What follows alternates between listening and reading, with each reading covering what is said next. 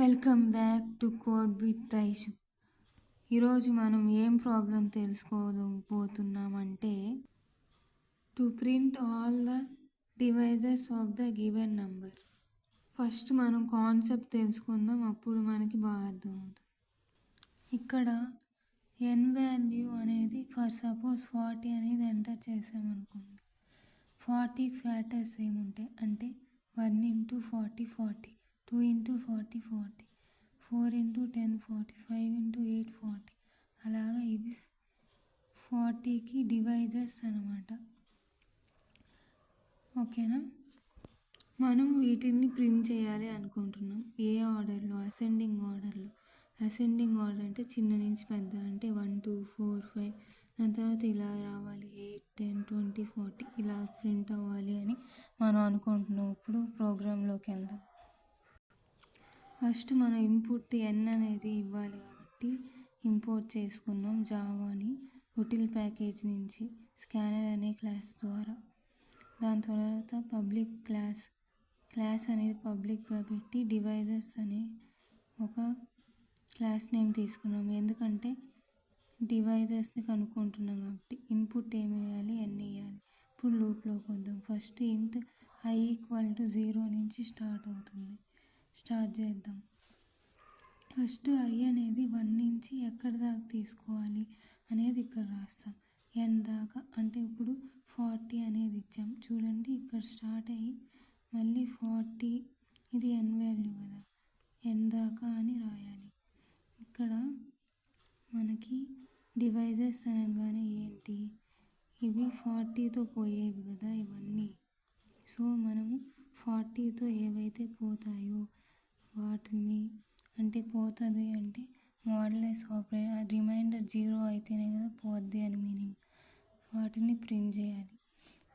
First 1 నుంచి అలా check చేసుకుంటూ వెళ్ళాలి ఎప్పుడు దాకా 40 దాకా. సో ప్లస్ రాసాం. 1 తర్వాత 2 చెక్ చేస్తే, 3 చెక్ చేస్తే 2 ఉంది, సో అది ప్రింట్ అవుద్ది పోద్ది కాబట్టి. 4 కూడా అలాగా అన్నీ చెక్ చేసుకుంటూ రావాలి కాబట్టి ఇలా రాసాము. నెక్స్ట్ ఇక్కడికి వచ్చేసి మనకి ఇది ఓకే. ఇక్కడ దాకా మనం చూసుకున్నట్టయితే అవుట్పుట్ అనేది ఏమొస్తుంది, ఇవి ప్రింట్ అవుతాయి. 1 2 4 5 ఇవి మాత్రమే ప్రింట్ అవుతాయి. అర్థమవుతుందా? ఇవి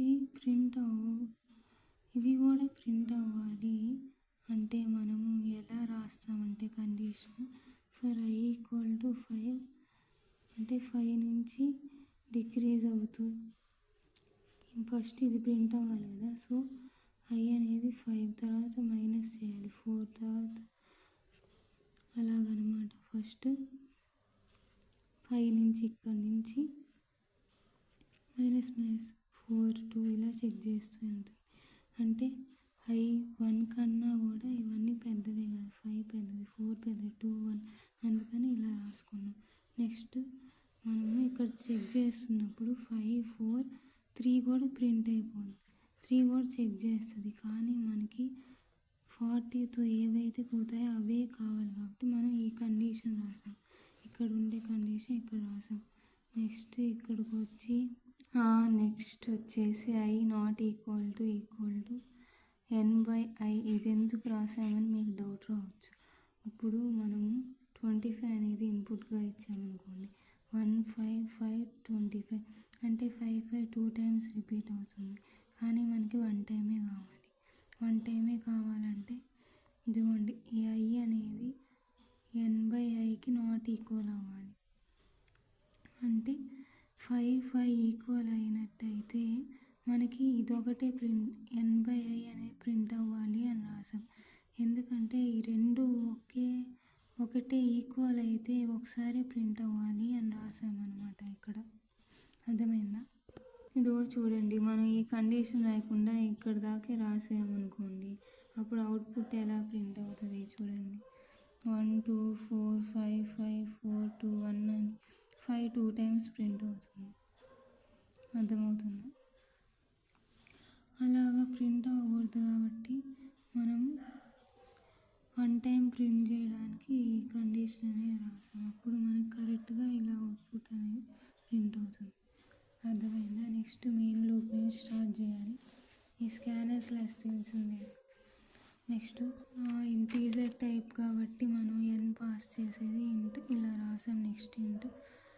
నెక్స్ట్ ప్రింట్ స్టేట్మెంట్లో మనము మెథడ్ని కాల్ చేస్తాం. ఇక్కడ రాసాం కదా మెథడ్, ఇదిగోండి ఇక్కడ రాసాం కదా స్టాటిక్ వాయిడ్ ప్రైమ్ డివైజర్ ఇంట్ ఎన్, అది ఇక్కడ కాల్ చేసాము, ఎన్ అనేది పాస్ చేసాము. అలాగా మనకి డివైజర్స్ అనేవి ఇలా ఈ విధంగా ప్రింట్ అవుతాయి. అదే మనం 25 అనేది అవుట్పుట్గా ఇన్పుట్గా ఇస్తే అప్పుడు మనకేమొస్తుంది, 1 5 25 అనేవి వస్తాయి అన్నమాట. మీకు అర్థమైనట్లయితే లైక్ చేసి, షేర్ చేసి, సబ్స్క్రైబ్ చేసి మీ ఫ్రెండ్స్కి కూడా సపోర్టివ్గా ఉంటుంది కాబట్టి వాళ్ళకి షేర్ చేయండి. బాయ్.